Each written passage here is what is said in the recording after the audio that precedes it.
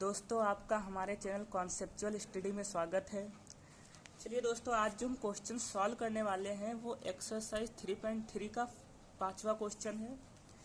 चलिए पहले क्वेश्चन समझते हैं कि क्वेश्चन कह क्या रहा है। अगर हम ये समझ गए कि क्वेश्चन क्या कह रहा है तो हम इसको आसानी से सॉल्व कर सकते हैं। बच्चों ध्यान से समझिएगा, ये क्वेश्चन क्या कह रहा है इसको हम समझाने का प्रयास करते हैं। इसमें लिखा हुआ है The measure of two angles of a parallelogram are in the ratio 3/2. Find the measure of each of the angles of the parallelogram. ठीक है, तो क्वेश्चन ये कह रहा है, समझिएगा कि ये जो एंगल्स हैं, एंगल्स जो पैरेललोग्राम होता है, मान लीजिए कि ये एक पैरेललोग्राम है। ठीक है, ऐसे ठीक है। The measure of two angles of parallelogram are in the ratio 3/2। तो two measure of two angles, यानी मीजर माने मापा गया, तो टू एंगल्स नहीं, दो एंगल्स का मीजर किया गया। ऑफ ए पैरेललोग्राम, यानी जो पैरेललोग्राम है उसके दो एंगल्स का मीजर किया गया। क्या लिखा हुआ है? The measures of two angles of a parallelogram are in the ratio 3/2। तो जो इनका रेशियो है दो एंगल्स का वो 3/2 है। तो हम ये देखते हैं, मान लेते हैं कि जो एंगल्स है, एक ये एंगल्स है, ठीक है, समझिएगा, एक ये एंगल्स है, इनके बीच का जो रेशियो है वो 3/2 है। अगर ये 3 है तो ये 2 है। ठीक है, तो दो एंगल्स का रेशियो दिया हुआ है। अब क्वेश्चन ये कह रहा है find the measure of each of the angles of the parallelogram. Find माने पता करना, द मीजर माने measure of each of the angles, measure माने मापन, किसका मापन? Of each of the angles, यानी प्रत्येक एंगल का मापन करना है, प्रत्येक एंगल का मीजर करना है। किसका मीजर करना है? Of the angles, each of the angles, प्रत्येक एंगल्स का मीजर करना है। ऑफ द पैरेललोग्राम, यानी पैरेललोग्राम के प्रत्येक एंगल का मीजर करना है। ठीक है, प्रत्येक एंगल हमें पता करना है कि कितने डिग्री का है। ठीक है, तो इसमें दिया हुआ है ये जो दो एंगल्स हैं, समझिएगा, ये जो दो एंगल्स हैं, ये इनका बीच का जो रेशियो है वो 3/2 का है। ठीक, अगर ये 3 है तो ये 2 है। ठीक है, तो हमें प्रत्येक एंगल का प्रत्येक जो एंगल है, जैसे एक ये एंगल है, ये एंगल है, ये एंगल है, ये एंगल है, ये एंगल हमें पता करना है।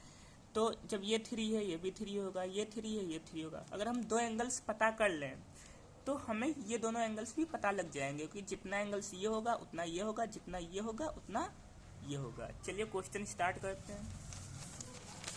चलिए, तो हम लिखते हैं यहाँ पे आंसर में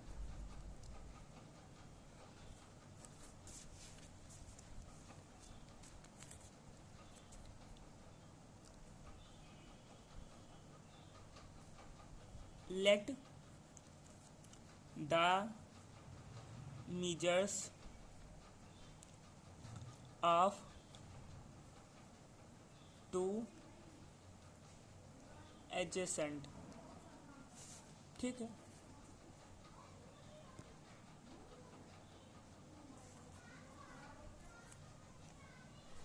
angles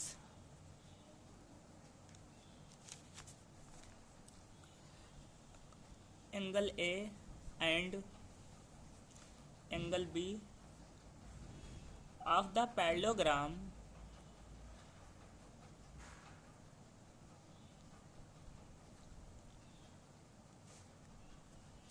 ABCD are in the ratio of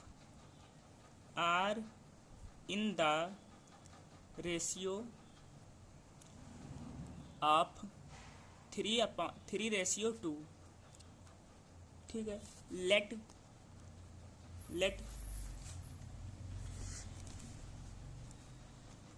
angle A is 3x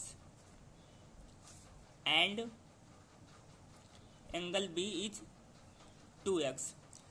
तो देखिए स्टूडेंट, कि इसमें जो रेशियो दिया हुआ है ये 3/2 का दिया हुआ है, यानी अगर एक एंगल 3 है तो दूसरा एंगल जो होगा वो 2 होगा।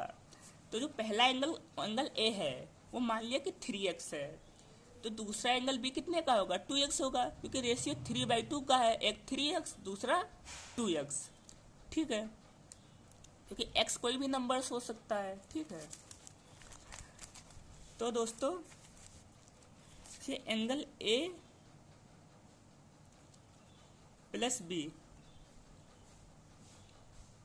ये जो पैरेललोग्राम होता है इसके दो एंगल्स का जो सम होता है वो कितना होता है भाई। जो 4 एंगल्स होते हैं उनका सम 360 डिग्री होता है, लेकिन जो 2 एंगल्स होंगे उनका सम कितना होगा, 180 डिग्री होगा। ठीक है, देखिए यहाँ पे इस बात को हम समझाते हैं। ये आपका पैरेललोग्राम बना हुआ है, समझिएगा ध्यान से, ये आपका पैरेललोग्राम बना हुआ है। ठीक है, ऐसे सॉरी कुछ देखिए, तो जो 2 एंगल्स हैं, जैसे मान लीजिए कि ये 2 एंगल्स हैं,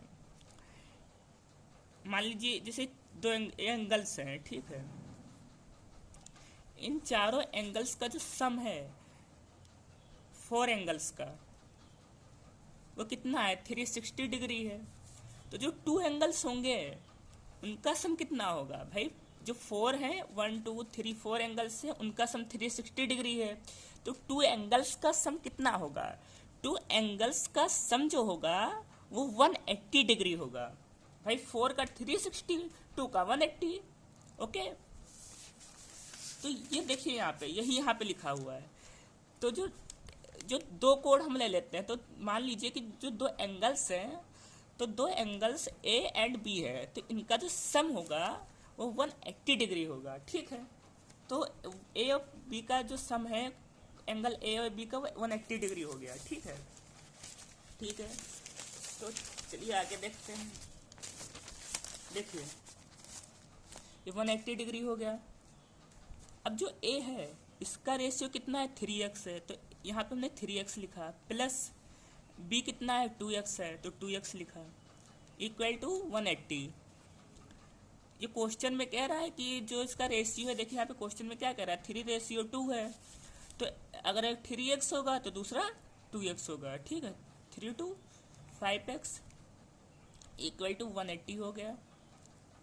तो x इक्वल टू कितना होगा, x इक्वल टू होगा 180/5, 5 3 जा 15, 5 6 जा 30, तो एंगल जो आया वो 36 डिग्री आ गया। ठीक है,